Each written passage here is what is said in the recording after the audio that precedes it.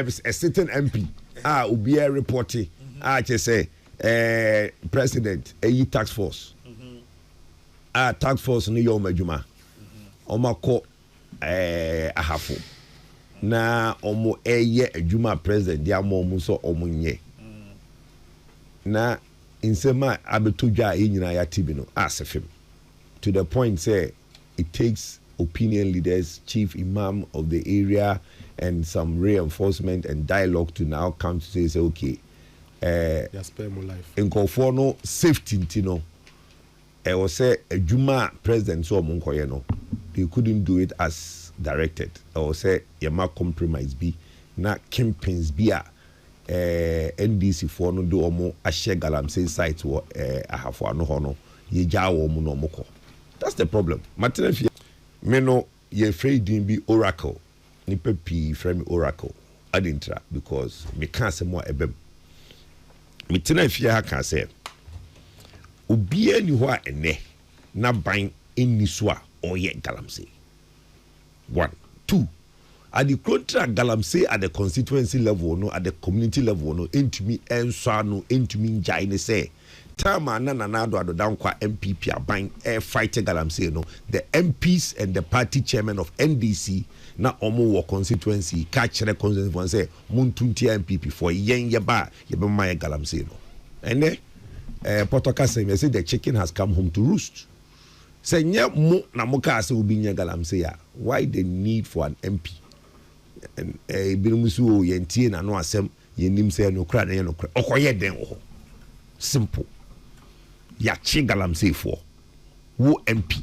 opedian ho enti no mama ye mfa asem no enkopie emfa nkwa akire very simple obia ene ogina petimu etu galamsey obia ne ukra excavator etu galamsey NDC ni there is no MPP near ene ubetumi don say ubo said the omo kan ye say MPP campaigns na omunim the campaigns are omuta NDC MPP a omo ye is our campaigns omo en nipa ba ko ene de bia ye ka campaigns as want me akonta mining the nipa p forget to realize and say want me had a license to mine yes ebia nyo maybe oye no etochini emra kwan so no there has been an investigation at the Neko court obedi ni ho ano e wo court which is a good thing but sa campaigns be brina mo say the whole country omo na share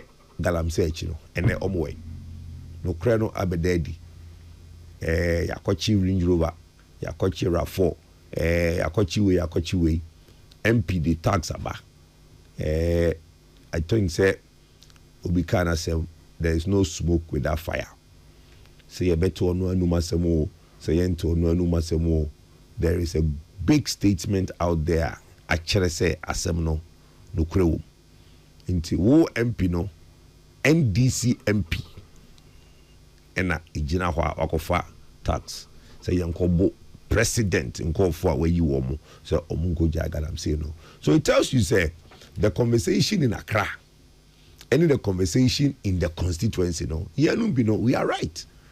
Which me a trankran I a press conference how can you meet the press, meet the elders, meet the pastors, which me I the opinion the problem with galamsey is the NDC for a catchere or more or mote from hono.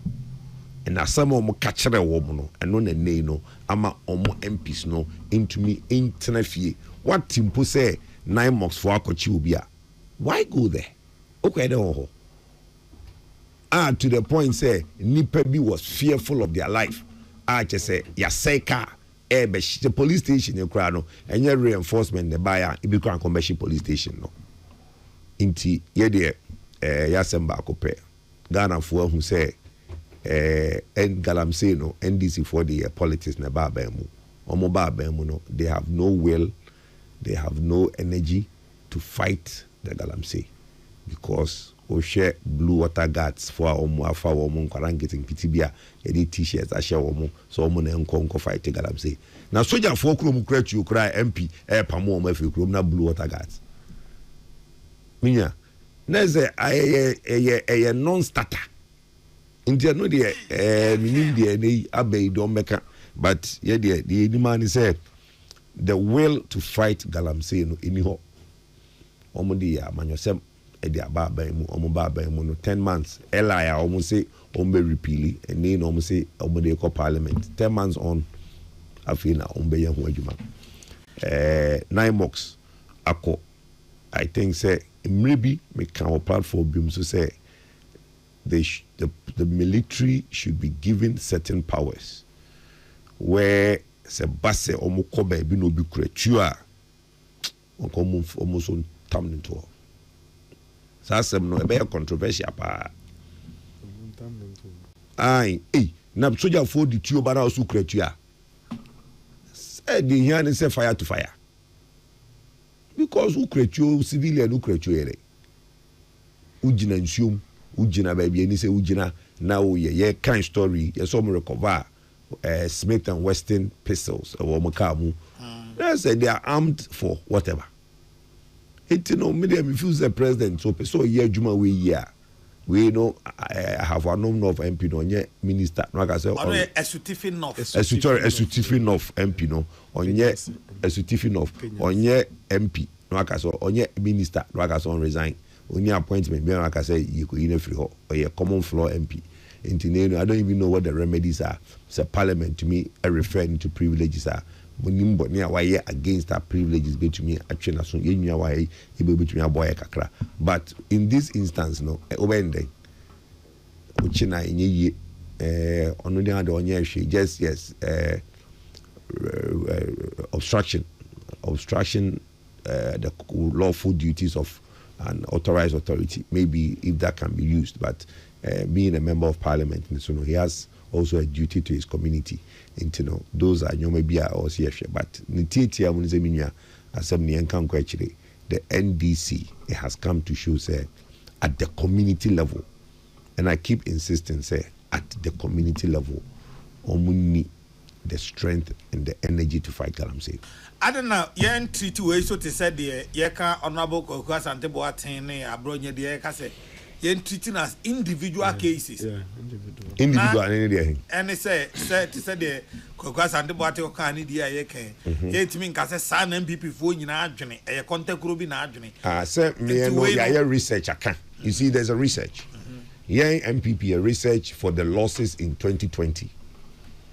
Most where you lose seats, you lose here. MPP lose here in 2020. No? MPP lose here a lot of the mining areas, right? Oko Huni Valley, Oko Dentra, Upper Dentra West, all those areas that MPP lost for the first time. You can say at the contra, MPP loses as sitting. They say the campaign at the constituency, no, was that Omo Ese Munjuma. Moto abama yang NDC for yebede yeba yebema galamsey no. That's the research yang MPP we did, and we found out say sa sitra elusu ye no. That was the campaign, and it's in a report. We have internal report, right? Oshe Juraso Jomoro Jura. That area. In fact, in the Jura area, the galamsey people were the ones giving money to the voters in the Jura. And we lost out of the polling stations. I think we won only 2 polling stations in that area. All of them went to the NDC. So the reason I am confident to be able to say, is the NDC strategy and has backfired. And they say, Omode yaman yourself. Intinano, Honorable Kofi Boa say, no national issue. It's not a national. How is that a national issue? How is it not? How is it when you have used it to your advantage in politics? It can never be a national issue. Me Kojopoku, when they were doing Omokofa and Kran TC and Krabontin, so a demonstration. Me can say why demonstrating Accra when the galamsey is happening up in the communities. Very shad up I me in Krabontin. So, but I was right. The issues is not about Accra. The issues is their koso the communities. And the American say, okay, baby, your friend is saying, how can your friend saying? Maybe a go for mining site we are Mankraso area hoy. Dabi Mankraso, enya Mankraso, Manson Kwanta. That be as a gold Manson Quanta, yeah, Manson Quanta. The Benjamin Sufi, Chrono, yes, area. When the military went, there were guys who were throwing stones and prepared to fight the military. And the MPP ni ben and him say, "Soja ni ba, obejina ho." Oh, we can go see a channel obia, odi come for. The reason the me can say at the contra omo neno omo stand omo grounds omo military ba omo nsuo omo police ba omo ebo omo bofiano eye omo ene no omo ban wo so ko nim say ye channel ba be you know. That is the point we are saying is the NDC, and they cannot refute it. Clearly, an MP has shown that it is a community-based agenda, where in their constituencies now, they use the Galamsey to campaign, and now, if the president is receiving any briefing to the effect that Galamsey conform so ni akofa stability 6 ni keka His Excellency the president misinformation we remember is misinformation as a disinformation as wrong briefing. Seriously, the cardinal no crepe wo form no ene obi obeye sa session na ma president no ebo bracket se pa esunya ma form medie president or call 1 term obi sa no what the will obi timia taking some strong decisions be dia boaye. The problem will arise if omo briefing no man a wrong briefing or sono no or to say wo akoso sunu dua na de hu briefing ko ebe man de wo hu prescription solution na ko mo man hu the size of the problem mo man hu me say basically the number of problem with gentlemen or the stability of 6 rivers there why accounting for rainfall then say why do you describe stability before the president when the president wants to understand the level of the problem? It's just the president, like, do you get it? Intermediate number 1, president, more action needs to be done. Meaning said 9 months for a boy juma the figures then but the if impact I perceive in the size of the Galamsey air cost ye nyan ye obia or say oh ye call ye drew her president why are dear Galamsey put the work when we meaning gentlemen bia no pe see you bia some see you only bema briefing to the staff no say all the promises you made for 4-year term no in 6 months why ye ni na yes sir baba ne tima ye ne de he is willing to work me sure say or no name say waba second come in here and final term be just some landmark na be gina mo amobo na mane no ni sa enso wiase nyina na ni hu ba bia mo man the right picture no ntimi ntu ho na monti. That is my first point. My second point ne say aya na manyosem no ayeka ye nyimfiri mami ye nyimfiri mu no si ni abrese e be ye firi mu a ni aka ne ye pa anka beboa ye, but unfortunately depending on who is talking na yawo yes chama wuntimi na ye ewiase nyina Galamsey campaign yaza anka ye chini sanka yeso nani ate sisi a campaign be pa na ye Galamsey no a the main campaign no ya che na akonta man nyina no ati say ya jom license no be bia from sama akonta man is not supposed to be working and the sanka ya sumadwe anka samra boy mi krom ho ni ade ya say akonta man na say ho nyina ni ade say nka ba na nka all Amenfi West area ho enemy ni aba Joanna ho Central ho enemy Miami ho East ho sanka ni na say sanka Galamsey kwa den ke moso ho bi because say akonta man ni she sama boy ho no na or say Amenfi nsase the politicization of the whole thing na ye ni kosi ba ko so na ye che na ye fese awie no ya che nia etire no ba branches ne ye be 2000 ebi nso akwa na etire ne kra ye 9 na politics nti na mudi ba ko pa echi ye besre it can be treated as a national issue if politicians ni yi politics ni free in real terms na nya no kasa in real terms momiehu businessman be neutral person be non-politician be so I say na onu so ye Galamsey because it cannot be entirely true say politicians in kwa na ye Galamsey no, and our financiers of Galamsey are only politicians. Eba ne sa NDC for bechi MPP for kwa omuni momo Now for NDC MPP so bon so abeche before now for you creating an enabling environment for the neutral ones in Namasi me free me chrome bar weekend ya obubodi bi na me refi omusi say CJ as bibi na emo o de emfa say the obo en o de na sa papa yi gina nsuo mu ye adwuma na must ben ne betimi abeche no now I feel no ma start to imagine say then how would this person look like is in the stature now such as he is so connected to the fact say now must be any reasia e betimi ache no yes we have to say ankobra remember ibi under MPP papa bi wo takwansu ayi masoma me takwansu emfo nimpa o ha mrekudu kapa na the company is Okubin mining. Okay.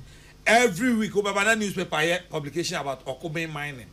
Any ammunition I want a site. Any idea I just say police for any idea for crimes we want to call. And the mining companies the same. Yeah. Ammunition is already good bush water. Yeah. One thing and say and carry district forest manager can say weapons are miners no one. If for no forest if for navy. Enti Dana yaw me die me second issue ne say sa targeting na ya targeting na ya feel say ye public adi wuntimi ya che no then more the one you have chosen 1/10. You are satisfied that you have arrested one when you know very well say it cannot be say wuntimi and the symbol of galam say ya che no number for politicians na mo na mo ye about sape ye NDC MPP for no na fe ase for no she odin no mu senso no enti sincerely speaking mo be depolitizing na start from the targeting na mo the targeting only politically exposed people and politically known people no na fe yemra the involvement of key persons say mo ba be brewu no e beto de bi na mo so mpafe nam wonu mo acting against the instructions of the president say sebe ya mpase minu akwakwado or ye be to obstruct the work of president's own commissioned NIMOS there and then not in a way or act against president's instruction. Minya Kofi Neti hey Western North join news for the AEB by say regional minister. I think I check Akrabe 6 months as a BBC ago. Ye bisa regional minister also no okwa ye na ofa bush was okwa say there okwa ye kwa da side. Ya che excavators say regional minister issue ma you releasing nyina ma say join news na me so say ba app me nyina ka bi wo afidie so ya mesre say ye cheche na mo sane president say your actions maybe mo nya imagine say mo intentionally mo act against the president's instruction but say ko ba say who do influence down there e ma near maybe say obstruct okra dem man na must for new majumanyi enable them you can always go behind to go and plead. You represent the people. Now, so physically you are so you are siding with the people, of course, you're a member of parliament. Now they are at uniform show so sincerely speaking, more representing more people no well. Yes. More neho na mo nyina ochina ho. My next point is say Kobani say there is a blue water gas from the waste of public funds. Waste of public money, waste. Omu ye den na sa soldier for say di we ye eduamono a na eduawu video bi eba na obi buru so akakoche obi blue water gas nya de omo kokun ahane omu ko pe information di aba omo hu se mo ba na maka che soldier for se nkofo na ba nsuo no so na makoche omo tinye omo na ne wo mbe kwa kokun no man can o man kan betu eti odia me dey toto the energy a galamsey fuyi wo ho pa dia ne blue water gas for no energy no me nya so say beti bia meti anywhere near but this is the point na ya amaka nyina na ekowie ne say me nua Kofi so call climate action program bi mo ko discuss climate change ne nema Ghana ha ye de na sunsunsanso no ne kese pa e wo ye nso in fact with the total sustainable development goals ne ho a goal 17 kakra 2030 ne say eba 2030 na ka how many years 2025 taka be 5 years na 4 years in eba because e remu ano no Ghana ha ni ayaya ade wo ho pa goal 5 gender equality And no dear, from the period of the Millennium Goals, Edeba Development Goals, Ghana has the Ghana born whom they were involvement in the general governance of this country, both local government and central government. Even to the executive, Yenya Vice President or Yoba, Chief Justice is became a plus metrics now. A very big boost in terms of Goal 5. Goal 5 and shut down determine human existential on earth. Now check this. Niema determine him nipa see better as he so na yes me kape no wa rate ya mami. Life on land here SDG Goal 15. Ye assassin no. The rate at which a forest ye depleting no.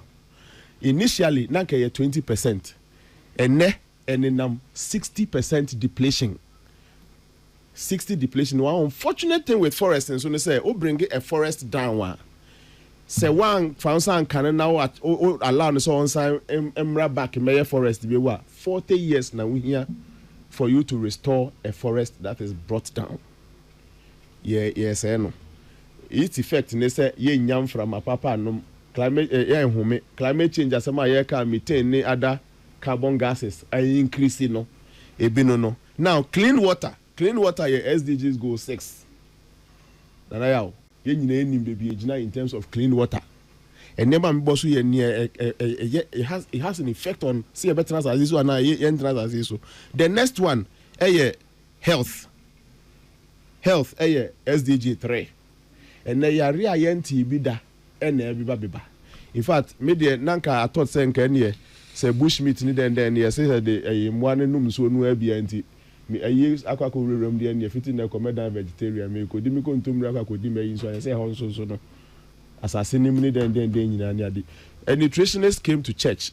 Not can nutrition was some that because he had done it. A professional certified nutritionist, KNUST, Professor Bakobe lecture. Or you have questions never know for no one castle, Professor Nuge. I was a first one I for because I saw advice against the meat and all those things. After you see green renee. A Honson swat on our research findings at Chese, Nancy, the poisonous content of those things and so air rising. It is any fire a Korea Habaya Nasa Korean. That is health. Education mean can was because one coast square you can survive. No, I mean on extreme assumption I make and but then hunger, food insecurity, government statistician, I don't know, Namia Wadanamini Okufodia. Or my data on food insecurity. Now Ghana's case was very bad. It is in red. Matrices never however Ghana's service website. SDGs poverty was rising. Hunger air rising. It is near a fire human existential there where SDGs nimuno. Ghana falling below. All of them below. Security SDG 16. And they say, Ochna say, Ebiane Eminia Kwadu Dia is the state secured, where the people unarmed, the people can attack armed Adi. Ghana for na Yemubia Koda to Kotina for Ivory Coast near de Bokun to Kwasabi, and Penifogu so a bomb say betra. Na half for their so getting near de. So, media, ye the idea grow, but the Galamsey bit affected poverty. You see, two Galamsey dia iska. And so here no kwa na ekwaso nti Galamsey fo sika no wen. Yese ye tu Galamsey na ye be credit na de aduane so asase ade be aduane aduane ye say no ye de tu Galamsey. Health say no. Ye nsuo clean water ye say no. Sane ma nyina fa Galamsey hu life on land. Deforestation and forest are to go nyina. Enti Galamsey ba akope na ye ka na ye di agree ye politics no. It is affecting 1 2 3 4 5 6 7 8 9 10. 10 of the SDG goals.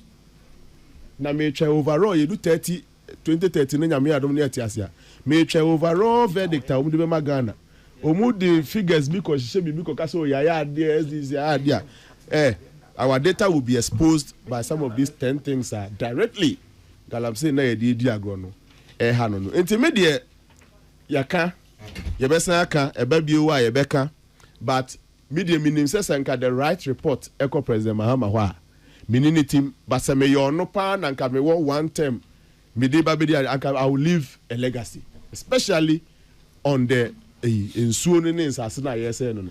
but on your opportunity now I could present a stability situation that will make President Mahama laugh when the reality is not Anka was expecting to show that the was a president and him say hey Charlie Namu Koko presented the Tabia man and Niaje that briefing no me sure say on person be president now into quite no one can crunch panel now MPs ni regional ministers ni bi so ko share chire e could provide the safety edema one more musa asase no more amoame anko yin at the local level na ya na ye twa etechere matoto ni yanyu na bia me ye proposal ba ko na the university the cardinal ma adwene ne say ye betu galamsey no mova constituency ba ko bia say bia menua kofi honom we also were electoral areas be saying roughly 31 electoral areas na my proposal is that monche 31 ni mu 4 fanese mu chemu 3 mpanka 10 miensa ahemfo ewo saa wi oso mpatam ho nyina committee no mu declare one of the three na yachechemu no area no say ahankwa na ye mining area wo ye mpatam ha obi a wo other areas ni mu bia no move your equipments and then you want be board market sites wo saa area ma ye dedicate saa electoral areas do it me mining wo within the time omu nyina be moving into saa 10 electoral areas na ya save 21 egu ba bia obi anim no na ham bia asase ne sai bia ye sai ye wo 21 ni mu bia no na nya kwa ye home enso bia da asase ne mu bia saa 21 electoral areas bia would avoid distraction for at least 10 or 20 years e dey hanama half one omuba enclave ho saa no a then 9 more government agencies and then they can also be cited there to monitor and police them within that area. Fiti Hokon will be a final in the other 21 electoral areas na young castle and Yamano. The community and the chiefs themselves will know say we are persona non grata. Yeah, Nesana say be a 10 years here we are. Ya observe half one mama reclaim ya be a neso you know my and come and Sanaya Mount site or the next movement areas say be a slot 2. Ya Mount site to honor no yard. Now if you has the so starting we can be responsible when we do some of these things. If government wants us to pilot, the free western region, we can all come together and pilot with even just one district. A year Juma, you are extending to all the mining districts we have in Ghana. Near politics, for legal mining. You see, we are talking about illegal mining. It is a woka say, Akronfo, ahemfunyina nsia ne yenka district a krononko so na yenja district bi ama krononko so. How do you regulate akronosem? How do you regulate illegality? You see, the problem is not the legal mining. Your proposals be braya edemano. We give it towards the legal mining. Even with the illegal, it happens in the community. Yes, where people live. Yes, but it is happening because it is being connived. There are conspirators who are all doing illegality. He will not own up. See, bear in mind.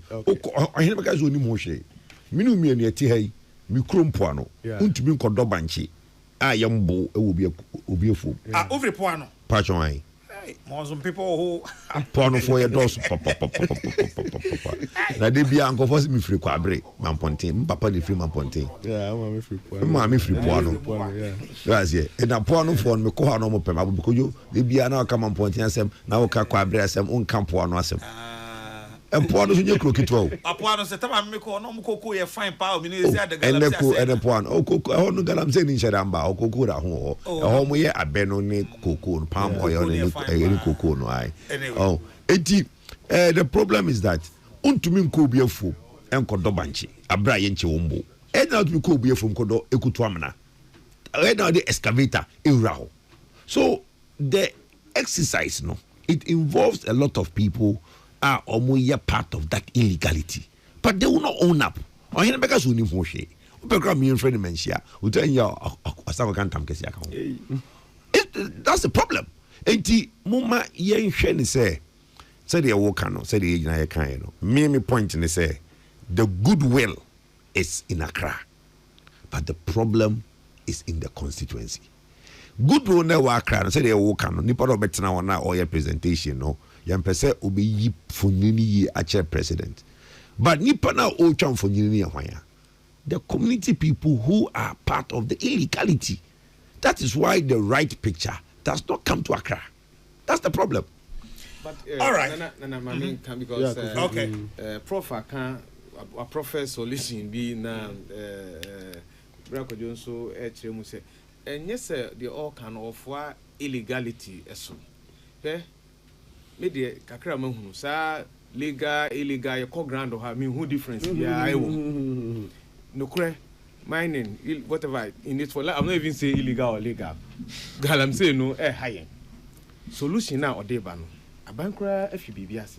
And then now maybe for yours abano. It's how much Jolka say phone in the mom say your call constituency be a mo DC me MC in the frame. Mon chere baby a boys no wa mo ye sad ye ye be mapo. Na ya hwekwan a ye be boa wo mo ama wo mo aye no proper. Nti enko ye illegal bi proper no anything. Ade ba ko pa edi yenya e wo mo ade no mu ne nsu na yes I no. De ntia omunia hode on betimi atu dams omokokro ade na ebeko akogum nti owi a no wa channel to assume I'm say an dam there don't know say dam no construction enye easy but many obi share ka say enye mines for the ni bi we mu de say do mu nyina begu ha there say simple way betimi atu amana bi no mama wo mu amana no betu 1 2 3 omodo mu nyina hohurugu we nu ma ebe de nyako o se by the time we do the third one na what say a level of betimi cry dey akọ ensum enti mesere say abaya na mo a wo tutunum ebi ni because wo hwe say de ade no mrante ne de wo mo ho agimu na se ye ka say mama mo nya kura I don't know de be see na mum wo ho na wo mo ye na wo mu ni ahoden ti wo mo tutunum pete saa no ye nyina ye moa they said okay ye do mo begu one side ye regulate wo mo ewo ho wo a any other community bia wonnima ana say the other option about about say responsible cooperative mining see ba acheche nana ene ne mpanyimfo aka so mo hu say galamse for yakopam wo mo naimos say naimos blue water for na mo say me ho de ye consensus enye illegal mining ye serious anti blue water for aboy ama sa site ni nyina yapam wo mo afiro bo hene ne say nko fa nim di formula asase no ha na kwan bia betimi ede aye ede afọ to school but I honorable maybe sasemo sa community mining no a MPP for the buy ene ne a most mo yes is a cooperative no nka na nya ne botae ni you see initial one no is almost the same but one say ade no community mining no what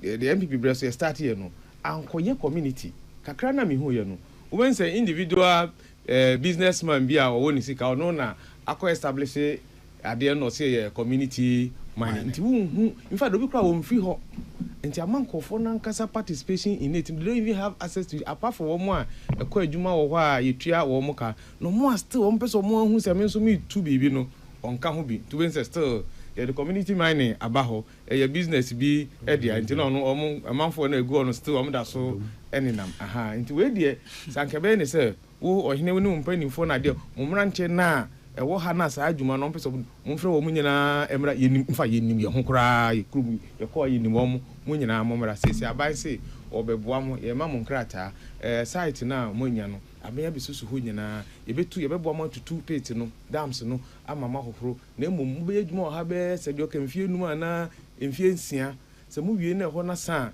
ye de efe kwampa so aye ye friends reclamation refilling ni nyina ansa ba bia ye hu se bibi o mo biom no se de mo ko no ne structure says ya ye hwe pajo muntie we ye nyina ntie we Cardinal Prof's suggestion of centering mining in selected electoral areas won't work. It is simple. Chiefs in the other areas won't support it because they won't benefit when it is not done on their land. Oh, rotate. Not even rotate. By all means. Do you get it? I mean, can say who said your mining districts or no more? Almost every part of the area has some a level of gold. Baby, seen baby, but baby, I say the rotation is not even going to be by district or district. The rotation, and they say, yeah, Mamon Kotanasa, also scattered places, but say area, high electoral area, your gold or Hana says, this site is for you for this period. Move here because air concentrated. You need a canvas in terms of reclamation, replanting, and yet, into Hona, another side, it could even be the same stretch of land. But yeah, my mom stretching call this place. Yeah, regularly say Hana Mundidi. Movie Hana, yeah, Hajuman, Namoko, said the bear. Yeah, because but you to know how way to know how I scattered. Yeah, but Brakofi, the current situation is that Omayan to say Hamlet in Kuraseno at Twapete districts Nimunina. Enti baby, I won't getting in America, say. In getting a walk or Henry, I could upon crow. No, Fro Munina.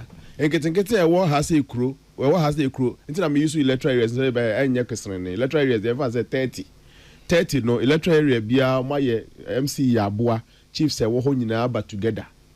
If Mofo say, oh dear, a co baby for the first time now, we will lose into Yenya, we must agree. And then you must say 30 Nina say, yeah, dear, you bear galam saying that's what we want to cure.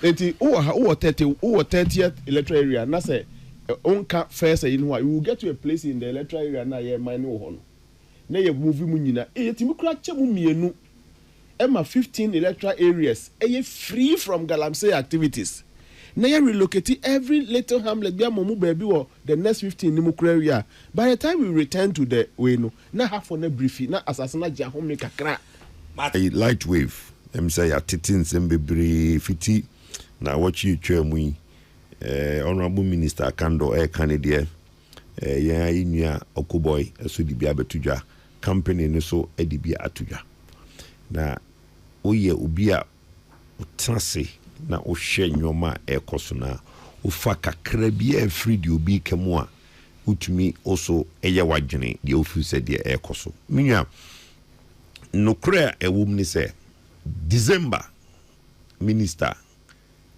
na me sure say or a part of the transition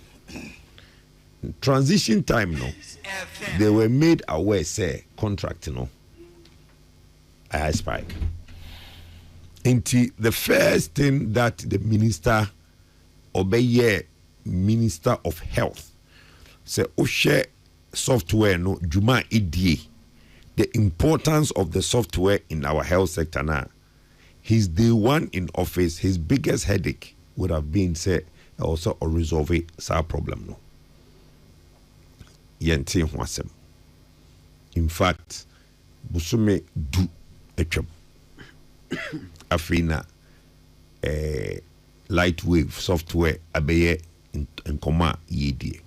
The question is a nana minister no ye emra na onim se contract no I expire in December Oba office day one. So question no still an obia answer that question no.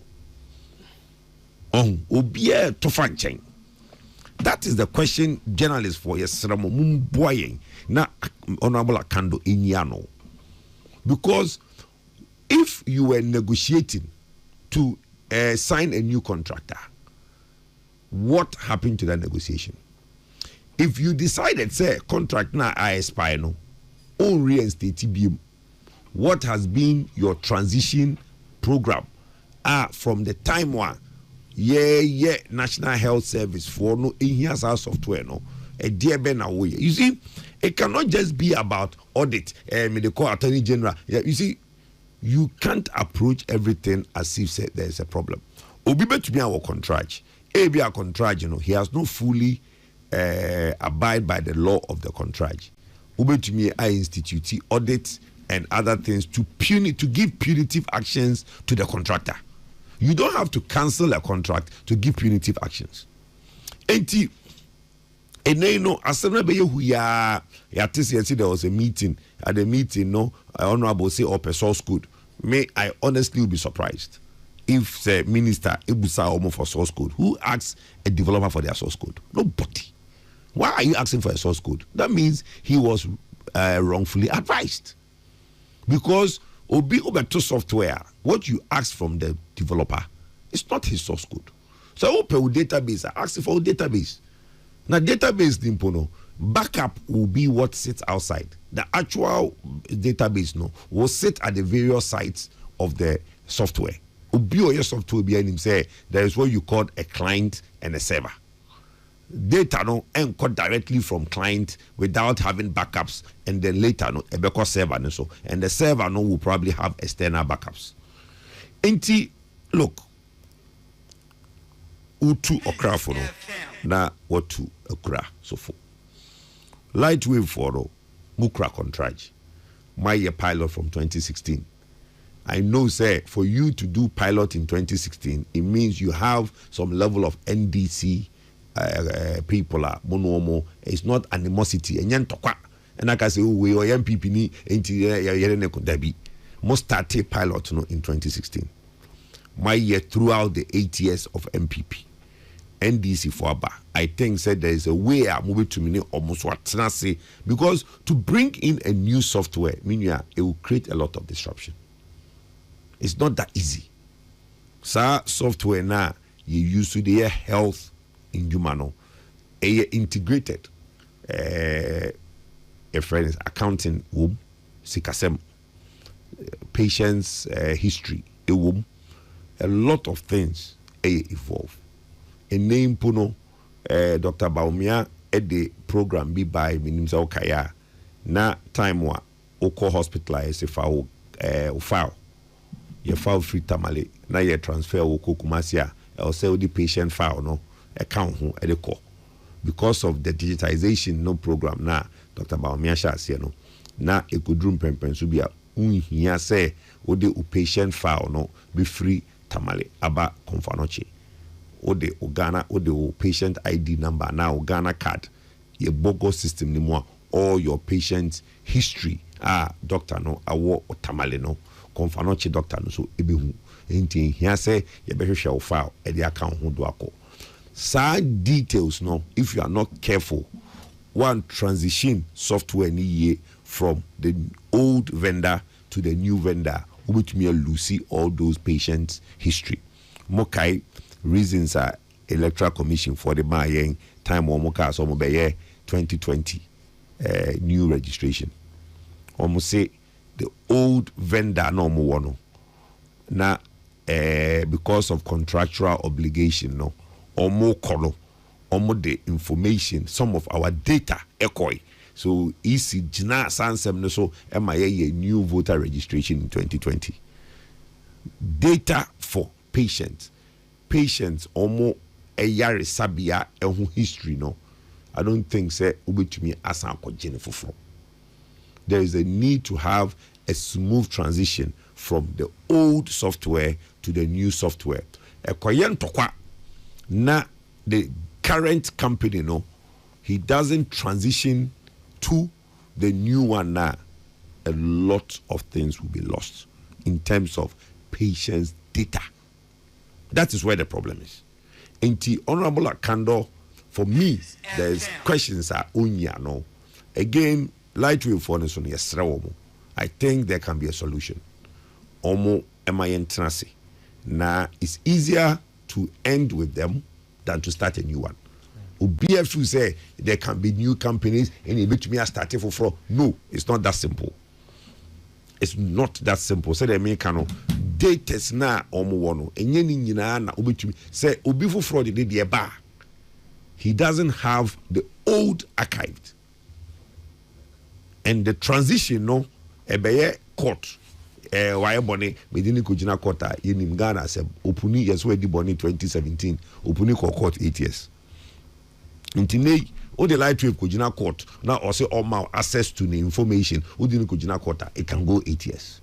8 years no na minua mema bia oti pusiga oyare ni file no ye dia to computer so no okofa sa information no way ene no waba kumase kwaya sabia wo konfanochi. Does he has 8 years to get back his old health information? Into yes the players involved. Politics no ya doso. We are back Matthew Macau everybody bibia as if say bibia course be a chrono, and that's something that's going on today. I mean, if you say it's as film, everything the NDC is looking at it as if say ubi a money. Meanwhile, Obaye January, no, if it was that bad, Anke Neno and yet 10 months on, and yet in the interest of the public, the digitization drive now, MPP, any Ubia boy, we no any the bad side of it. On the Yana Tembiano, see a case, digitization has a problem. This is where the problem is. It's a good thing. It helps everything to be in one place. It helps everybody to. But the bad side of it is when somebody now decides to hijack the information. And you are losing data. And you are losing the data. And a very sensitive one. Very sensitive. And then you see, a idea is easily recoverable. Oh, and you know, the parties involved. Honorable Akando should come again. The push that I was taking, and I'm the co-AG. And you feel say, Udi Kwan Okota, what did them? Di Kwan Okota, undi them. Mate, so di Kwan Okota, Nandi Bim, the enemy, I mean, Tia, a jack of fusion, Tia, say, Ufisa, Eba, no, Dibimana, say, Nana, Papa, from limbs issue. Light wave health management system. A could rule baby who say air cost or Yari Sabia no manage who say okay particular hospital to cry. A hona no we start the process for one pointer. You don't move and crater be a and alcohol one back one. The next time I'll ban cry no card cry you miss say to me maybe some key questions be I would think say any phone number near confirm say a woman say what you process I say. And the other good thing is for hospitals are now connected no so one call or now call before Friday so do why it me quite was a fast na you manage your health system na the akoba I must say software say course yeah cancel no media kakra mahum matima kind say contract no cry sign no 2016 June no ha e man kofo no ka say omo de mfie mienu ebetimi awie aconnect your hospitals ni nyina facilities I dey share wo monsa 950 asat nansen asami kosi yesi ekwohwe mu no ometimi aconnect 450 facilities aka aha 500 young connected contract near the 2 years. I don't know who said after because 2 years from June 2016 they said 2 years like I was expire around 2018 and I omachina ho be sine young ye adwuma no aka 500 facilities young connected. Meanwhile sika omoka so omobeji aban $100 million no yet emu 77 million ama omi ajuma minim kitahudi a akoso minister. According to Dr. Okoboy no our contract ewu December 2024. Good, that's one part. Na the entire ose adeba akoso ni say sa hospitals over 900 na oka no me refi say your regional hospitals wom, your teaching hospitals wom, your polyclinics wom, your district hospitals wom, your health centers ne chip compounds wom. Now mono started with regional teaching clinics any akese no and the hono mo ye ntino o hwe no from the face value say obeka say the aka no doso but adwuma na aka no so diswa because the aka no ye chip compounds any be a health centers clinics and kitten na ha adwuma wo ho no nduru the original hospitals ne teaching hospitals no but njejemo Dr. Okobo edema and no kura mpa na ne 500 against 450 na 500 na aka no say and so kura I'm sure say ebe no kura na be scattered pa so because the we can kolebu ni we teaching hospital here omo ho adwuma no very concentrated. No, but the amount of data to be captured, the more those things. Into where we say the aka no so best scatter more. But of you a time so from data management no. Ube who say time who here yamfa bibi ti say bia Convanoche Teaching Hospital G. Time I obey here, obey to me a connected system nina where various departments are or more data to be captured. And Tejuma obey or hono. And yet he said yeah, obey your good. Reports are you know who say okay in terms of volume. You say I got 500 in terms of value or proportion. I know you know who you say. Okay, sure. You 77 million, which is about almost the same percentage of the contract some ama woman. So in terms of volume of work, ena aka. Okay. But from business point of view na make say. And today and kita hudie ne call woman minister so. Wa bro we nim say contract A be wu. Contract no awu. Contract no we busum be say edunie. I didn't hear you today mpa na company no you from say Lightwave, yeah. As from business obi a wo ye wadwuma no die mpa na man wo tu afa ho atena ho ama akotim pempensu bi am sure say bia minister korabo ofu say na adwuma mu tie minister nankasa nso aho ono so ni ncheche mu ode bae ne say nkofo no man tena se saa o they engaged him but they as a mentime ho ase ne bae ne ye omo soft code na minister no pe and omo say there bi yenye ne saa and na dey asem no bae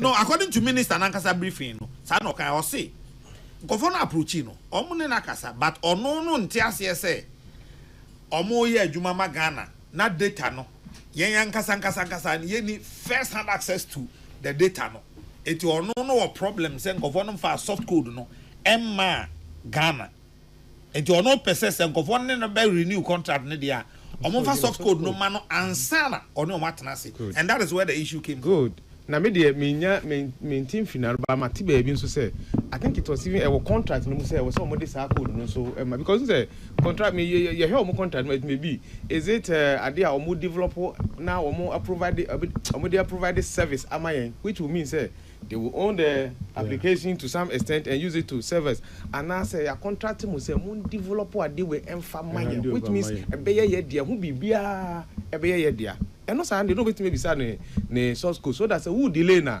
obetime am obi and even internal officers kra ato aso aye adwuma no aman na say ye hu contract ni hu say saa na ye sign ye dia and na friends say contractor no ni minister no ni ye.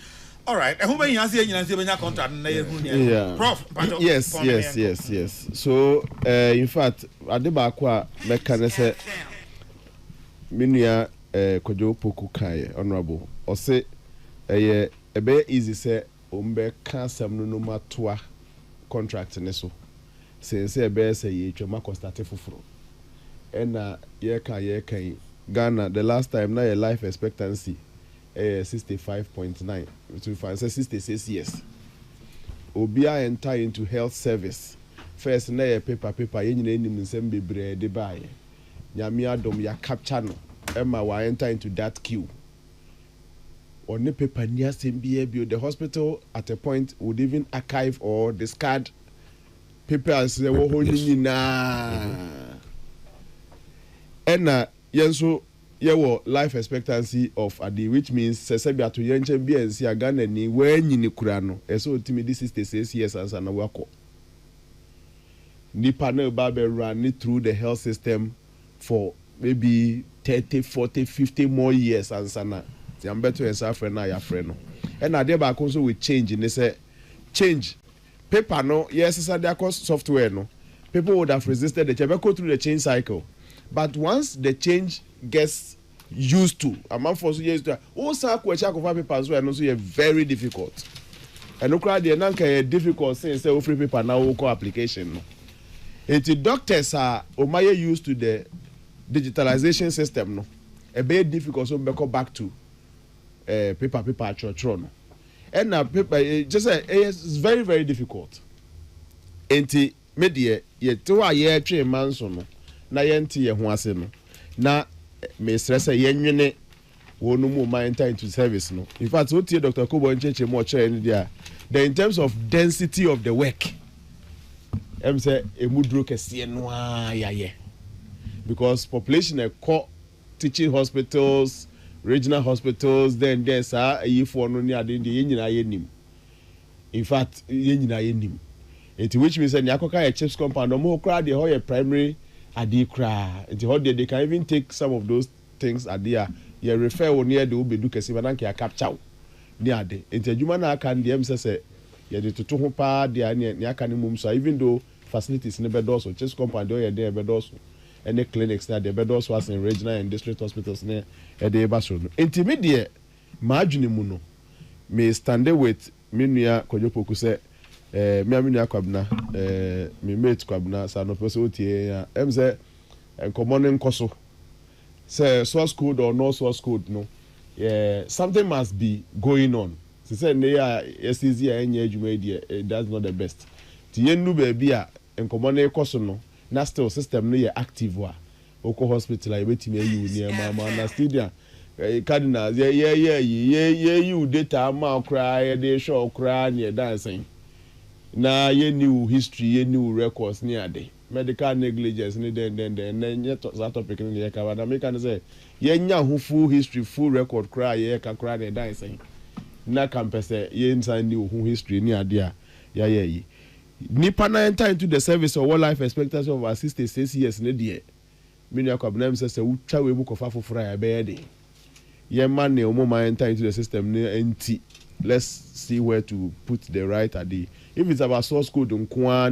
bia unya hu any infractions at the bonibi contractual breaches ni ade kese bia there and I mean find a way there I mean we a speaker we school no a speaker we a speaker you must find a way of going around some of these things now health system there intimi emano and go through litigations are impomodin there say na very important kakra make fa ho ano no menia cardinal yo and for me that must no pay. Yo, na me nshira mo pa na madaje. Na SML contract no ho nim. Me nka hwe mfa ho ba na America no say banks for no emwa yen. Sa ayi fe say sika kese na ebobo a yesi alleged corruption ayi uti sika ne dia na obi say na den na me koyi ebia $5,000 and na say bibi kakra bi ebia something small bia yetimi frɛ near investigate here person who say right now we something about 5,000 you must use check you must say sika we no na ya na fa banking system nim pa me ya enye sika obi ansa account sika ye se anka say sika na anka sika enye sika obi dabi sika anka is what Price Simmons be say counterfactual. It is not sika obi say ya hwere sika be SML sika dabi sika anka ye betua. I am extending the entire conversation to corruption cases. I say we sika could the whole $100 million. We say na make us say those monies can't escape the banking system. The bank made Obaka use Obi's card account. No, Obaka use Obi's card account. Say individual they go through checks. Yes. They sometimes they can inform. That bank no nim say okay, so it goes through all the system. Why a contract that? Why a contract that? Asike woman no so. Minim beto account why a GOG contract that? Oh, GOG contract them onye bi da. Okay. Obama bia me. Na me why.